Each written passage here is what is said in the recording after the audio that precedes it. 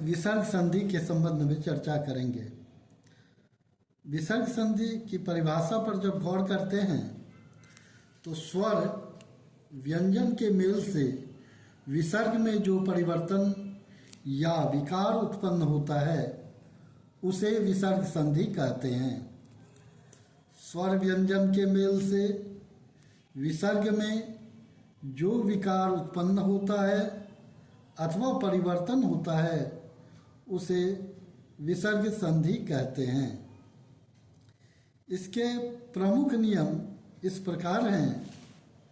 पहला है, यदि विसर्ग के पहले ओ स्वर रहे और बाद में वर्गों का तृतीय, चतुर्थ, पंचम वर्ण आए अथवा य, र, ल, व, ह में से कोई वर्ण हो तो विसर्ग के स्थान पर उ हो जाता है। वही उ अ आगे वाले अ से मिलकर ओ का रूप बना लेता है। नियम है कि यदि विसर्ग के पहले ओ स्वर रहे और विसर्ग के बाद किसी भी वर्ग का तृतीय, चतुर्थ, पंचम वर्ण हो अथवा य, र, ल, व, ह में से कोई वर्ण हो तो विसर्ग के स्थान पर उ बन जाता है और वह उ आगे वाले अ से मिलकर ओ का रूप धारण कर लेता है। जैसे मनः जोर रथ, यहाँ मनः के बाद नौ के बाद विसर्ग है, उसके बाद र आया है। नियमानुसार यहाँ विसर्ग का उ हुआ और नौ में जो अ है उसको और उ को मिला देने से ओ का रूप धारण कर लिया, बराबर मनोरथ हो जाता है। उसी प्रकार सरह जोर वर शब्द है, यहाँ य, र, ल, वो वर्ण आया, यहाँ विसर्ग है। विसर्ग से पहले र हलंत जोड़ अ, यहाँ अ वर्ण आया, विसर्ग के स्थान पर उ होगा और आगे वाले अ से मिलकर ओ का रूप धारण कर लेगा। अतः सरह जोड़ वर बराबर सरोवर। पयः जोड़ धर, पयः में यो के बाद विसर्ग है, इधर धौ है।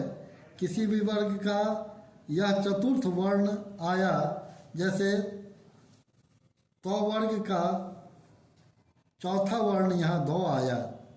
इस तरह उ जो है वह आगे वाले य वर्ण के अ से मिलकर ओ बना लिया, पयोधर शब्द बन जाता है।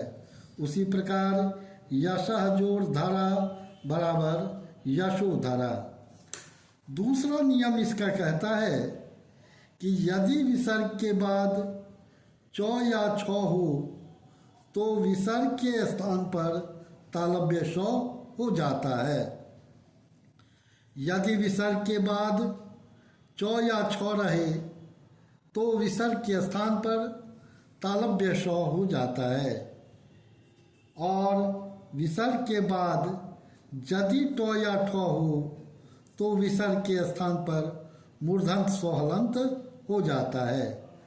दूसरा रूल कहता है कि यदि विसर्ग के बाद चौहलंत या छहलंत हो तो विसर्ग के स्थान पर तालव्य शहलंत हो जाता है और विसर्ग के बाद टोहलंत या ठोहलंत हो तो विसर्ग के स्थान पर मूर्धन्य स्वहलंत हो जाता है।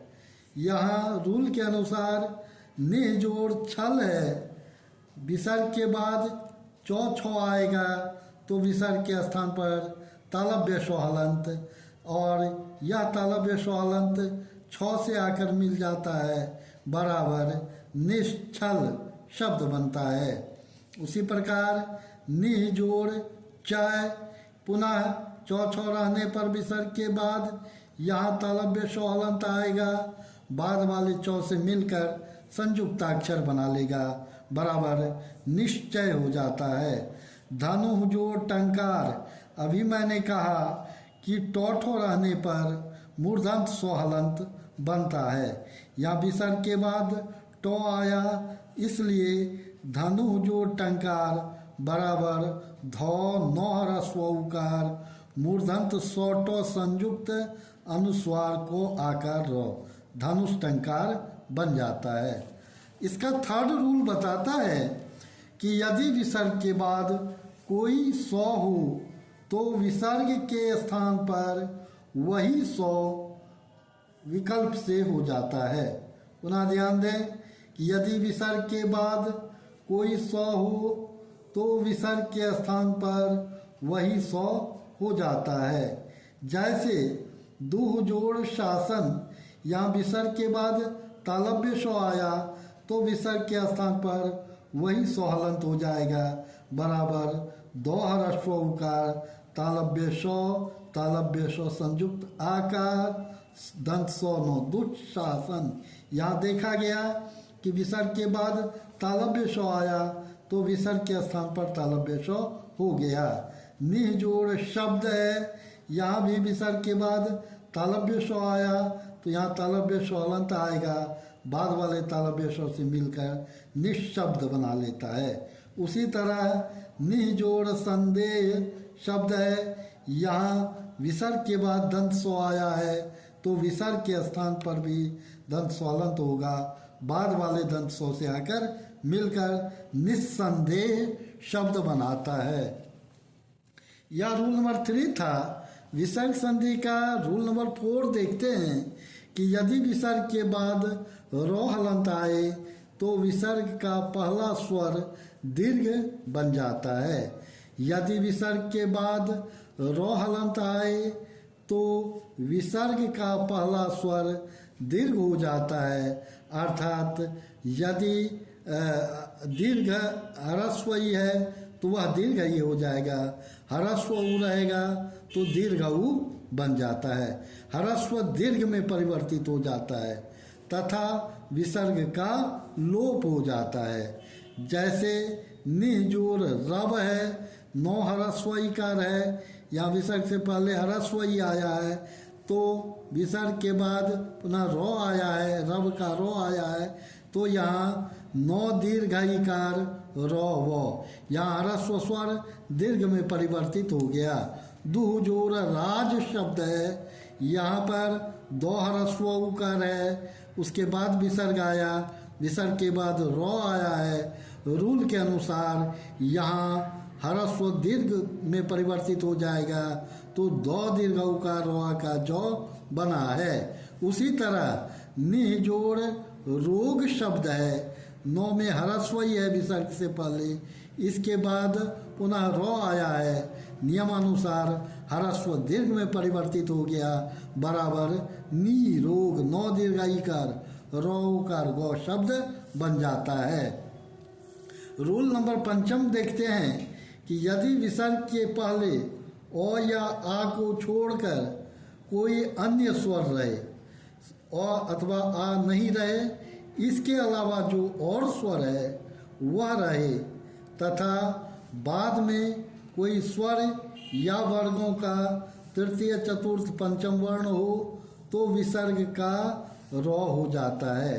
ध्यान देंगे कि यदि विसर्ग से पहले ओ और आ को छोड़कर इसके अतिरिक्त कोई अन्य स्वर हो और विसर्ग के बाद भी कोई स्वर रहे अथवा किसी भी वर्ग का तृतीय चतुर्थ पंचम वर्ण हो तो विसर्ग का रो हलंत हो जाता है।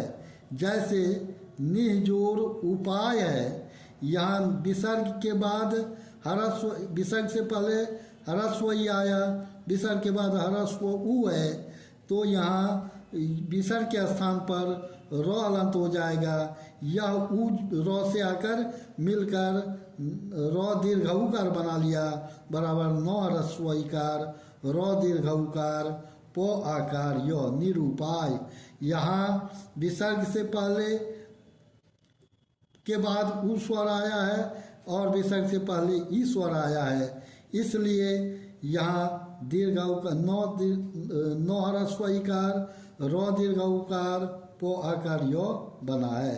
निजोड़ जल शब्द है, यहाँ जौ का ओ लिया गया, विसर्ग के बाद ओ स्वर आया है, विसर्ग से पहले ई स्वर है, तो ई स्वर रहने पर यहाँ पर विसर्ग के स्थान पर रो हलंत हो जाएगा, बराबर निर्जल शब्द बन जाता है। नौ ह्रस्व इकार जौ पर रेफ लो, यह रेफ जो है रो हलंत का काम करता है, रो हलंत होता है। निजोड़ झर बराबर निर्झर हो जाता है। दू जोड़ गंध बराबर दुर्गंध हो जाता है। रूल नंबर 6 है, विसर्ग के पहले ई ऊ रहने पर तथा बाद में क ख प फ रहने पर विसर्ग का मूर्धन्य स्व हो जाता है। ध्यान देंगे कि विसर्ग के पहले ई ऊ रहे और विसर्ग के बाद क ख या प फ रहे तो विसर्ग के स्थान पर मूर्धन्य स्व हो जाता है। विसर्ग से पहले ई या ऊ हो और विसर्ग के बाद क रहे या ख रहे प रहे या फ रहे तो ऐसे परिस्थिति में विसर्ग के स्थान पर मूर्धन्य स्व हलंत हो जाता है। जैसे निजोड़ कपट है, यहाँ मैंने कहा था कि क ख रहने पर क हो या ख हो विसर्ग के बाद तो मूर्धन्य स्व हलंत हो जाएगा। इसी तरह निजोड़ कपट बराबर नौ ह्रस्व इकार मूर्धन्य स्व को संयुक्त पट निष्कपट। निजोड़ काम बराबर निष्काम। आवि जोड़ कृत बराबर आविष्कृत। हर जगह देखा गया कि मूर्धन्य स्व के स्थान पर विसर्ग के स्थान पर मूर्धन्य स्व हो जाता है। वही जोड़ कृत बराबर वहिष्कृत।